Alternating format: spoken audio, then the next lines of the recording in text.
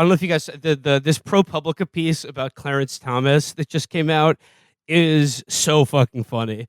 What happened? All right, can we start out with just playing the clip of him talking about the kind of shit that he likes to get up to? You know, I don't have any problem with going to Europe, but I prefer the United States, and I prefer seeing the regular parts of the United States. I prefer going across the rural areas. I prefer the RV parks. I prefer the Walmart parking lots to the beaches and things like that.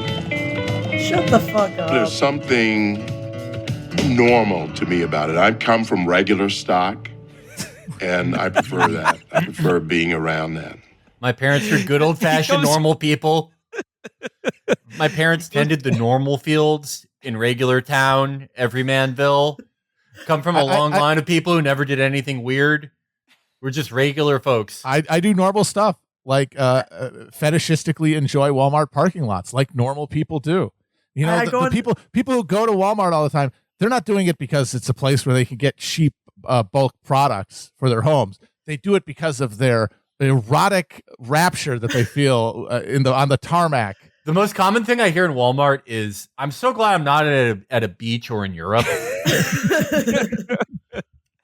I think, like he is either just being wildly condescending. Hey, you dumbasses, your hideous asphalt hells, they're good to me. Or he actually does believe that, which means he is more mind crippled than the most psychotic lib could ever hope to be. Well, maybe we can discern what's really going on here when we contrast that very, self-effacing normal style portrait of a normal man who loves parking lots with this ProPublica piece that just came out that is basically about how for years now, Clarence Thomas and his wife have been doing jet-setting vacations on super yachts to volcanic archipelagos in Indonesia and New Zealand. And do they have a Walmart there? No. And literally Bohemian Grove. Yes, and also Bohemian Grove, all courtesy of one right-wing billionaire named Harlan Crow. Harlan Crow, Jesus Christ. Well, Raylan Givens didn't kill all the crows. Dewey's uncle. Yeah.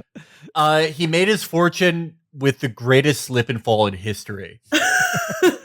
He slipped and fell down the Spanish stairs in Rome, and he got $1 million for every one. Yeah, he's in the last year he added $4 billion to his fortune by doing a slip and fall in front of the Federal Reserve. So I mean, and also it should be said, Justice Thomas has not disclosed any of this, of the lavish vacations that him and his wife have been afforded by a right-wing billionaire who lobbies the courts heavily. I mean, or just as part of a right-wing judicial appointment apparatus and efforts to, change the laws of our country to better suit him and his friends. But Justice Thomas is a normal, regular style guy that does the most dangerous game style vacations with Leonard Leo of the Federalist Society. But before I get too much further into this story, I just want to make clear at the top, absolutely nothing will become of this. No. Nothing is going to happen. This will not affect Justice Thomas or his position on the court or the court in general, even one iota. I mean, hey, remember when we found out that he hadn't recused himself from all of those cases that his wife was closely involved in, and everyone was mad about that for 2 days, and then it's oh well, it's the Supreme Court, we can't do shit about it. So I mean, that's just at a certain point, it's reality. They don't have the votes. Nobody has the votes. So why bother? Why linger on such a uncomfortable and unpleasant reality that one of the Supreme Court justices is just fucking a cash machine? If nothing can be done about it, then we might as well just politely move on. But there are really funny details in the story, for instance, one of the places that they've jaunted off to is a hunting lodge in the Adirondack called Camp Topridge. Camp Get Topridge. Yeah. Did you catch the detail in the story about the painting of him and Crow? It's like worth reading the description because it's like an oil painting of the homies, but there's like a Native American person in the middle. I kept scrolling desperately, like being please tell me there's a photo of this painting. Like, there so an definitely is. Indian man standing astride them in this like oil painting. It's a statue. I think it's just like that's a real statue at Camp Getting Top.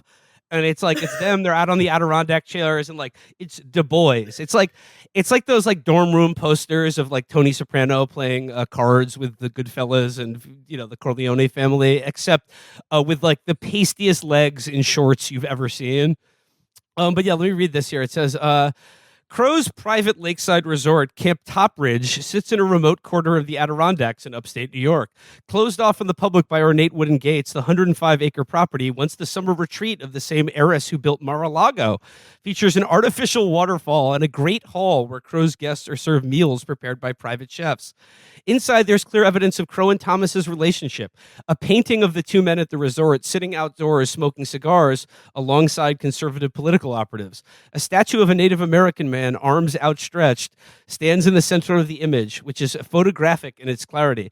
And like when I saw this in the piece, like it looks like a photograph, like, but it's not exactly an impressionistic take on Du Bois smoking cigars. I'm thinking about like what if there's another painting in the hunting lodge that's like the Bill Clinton in the dress that was in like Epstein's mansion, but it's Clarence Thomas, wearing heels and kicking up his legs. They have a Dorian Gray style picture where it's actually getting skinnier as Thomas gets fatter. Yeah, he's on Ozempic now.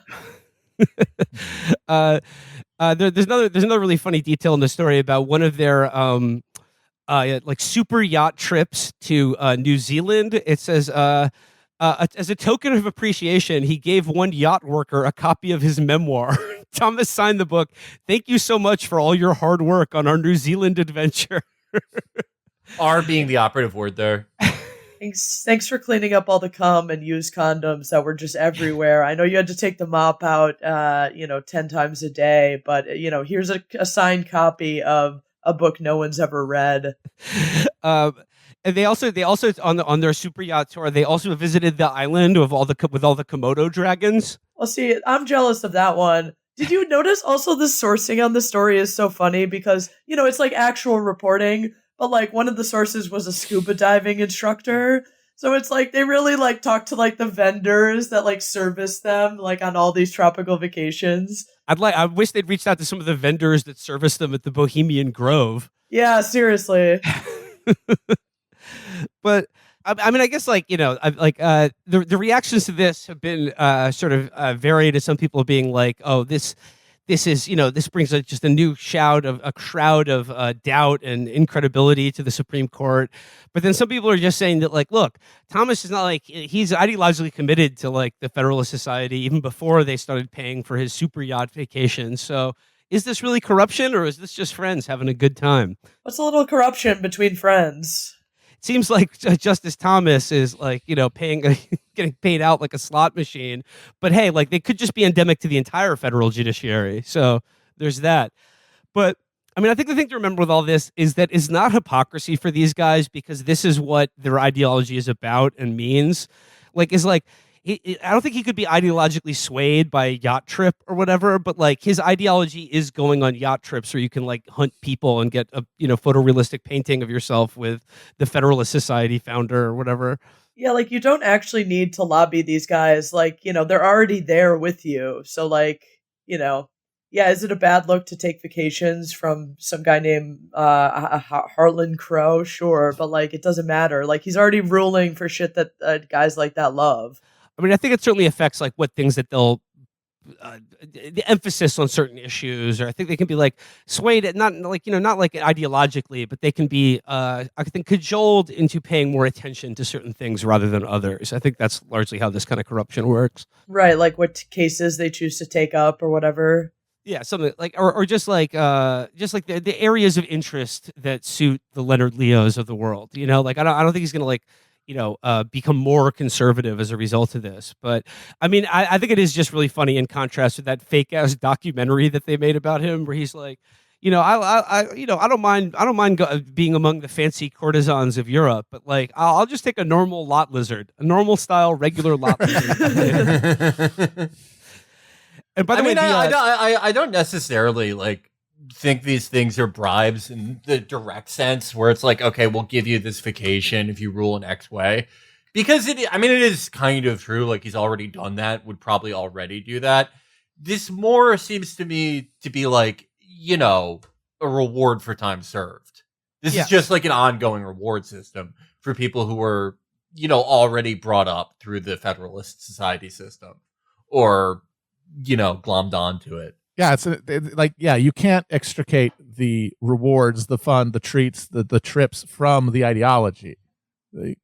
I believe these things because it's like we do sacrifices because it makes it rain. Well, I vote this way and look at all these wonderful things that happen just because of my belief. And like Harlan Crow did give comment to the story, and he was just like, "Listen, like Ginny and Clarence are dear friends of ours, and yes, like I have spent probably tens of millions of dollars, but that's only because I want to promote education about Clarence Thomas to the American public." That's so important. I mean, just more people have got to know what a great man he is and how normal and regular he is. Well, I mean, isn't this really the difference between like the corruption that a state legislator does and the corruption that like a senator or a Supreme Court justice does? The latter category does it in this way, where it's like the rewards aren't necessarily tied in a time frame to the acts. Like they're done in such a way that like, maybe in a better country, people could be prosecuted for it, but it's definitely not going to happen in this one. And it would be an uphill climb for like any U.S. prosecutor to make the case in our current system. The former category will like be photographed accepting a giant bag of money from like a guy wearing a shirt with his job on it, like he's in a Ben Harrison cartoon. A guy wearing a shirt that says the sorghum lobby the day before he votes on something called like the sorghum bill. And go to prison for 3 years. That's really the difference. Or like even paltrier rewards. Like if you're a state lawmaker, like you're just like photographed being taken by a lobbyist to like the nicest steakhouse in Cincinnati. Yeah, you receive like a $2,000 payout in Southwest miles. Hey, you can use those to go anywhere that Southwest flies. Yeah, that's true. But if you want to go to Tempe, Arizona, you can do whatever you want. You want to go to Terre Haute for just miles. Yeah. I mean, people forget that the Supreme Court in 2016 basically made political corruption legal. It was a unanimous decision, too. Yeah, they overturned Bob McDonnell's conviction, which was a very similar deal of here's some money for legislation, but we never said that explicitly, so you can't know that, so it's okay. I mean, they've already made the precedent, so he did nothing wrong. He made sure that he did nothing wrong. It's very conscientious. Getting caught for corruption in federal politics at this point, it's the same thing as getting caught for PEDs in professional sports. It's not a drug test. It's an IQ test. Yeah. Yeah. Well, I mean, like, not only is it legal, but I mean, like, the fact that he's doing this so openly and has never once disclosed, or I mean, like, I know there are people in the judiciary, or probably like Democratic Supreme Court justices, who probably agonize over disclosure forms when they order DoorDash for like the office for staying late or something like that, and it's like that just shows what dummies they are. Because they could be they could be hanging out with Bruce Springsteen and shit. There's got to be some Democratic billionaires out there with, like, David Geffen or whatever, could take him to his Bohemian Grove. Oh, man. Yeah, you never hear about George Soros. George Soros flying people around to, the Caribbean. He needs to get his paper up. I know. I can't hear these broke boy justices. Get them out of here. Sick of these broke boy liberals. But again, like, just to underscore, like, this is not hypocrisy on Justice Thomas's part. Like, this is why he is Justice Thomas. This is what he believes in. Like, this is not corruption to him. This is the best part of being a citizen of the United States of America in a participatory democracy. He ground for that view. View, and you are a pocket watching hater if you have a problem with it. um, I just like the detail about him touring Komodo National Park. It's like he probably tried to leave his wife there, hoping she wouldn't get noticed among the local. Ayo. Oh, have you seen her, folks? She is oof. Oh She's boy, busted. This She's is not the busted as Lolita. fuck. This is not the Lolita Express. This is I know, the old crone. This is the old crone express. the Baba Yaga Express. Oh yeah. Just the Komodo Dragon National Park, and then there's one detail at the end of the story that I thought was great, where he's taking Harlan Crow's private jet to do like a less than a 1 hour flight to a Catholic cemetery in the bucolic suburb of New York City. They were unveiling the bronze statue of the justice's beloved 8th grade teacher, a nun, according to Catholic Cemetery magazine.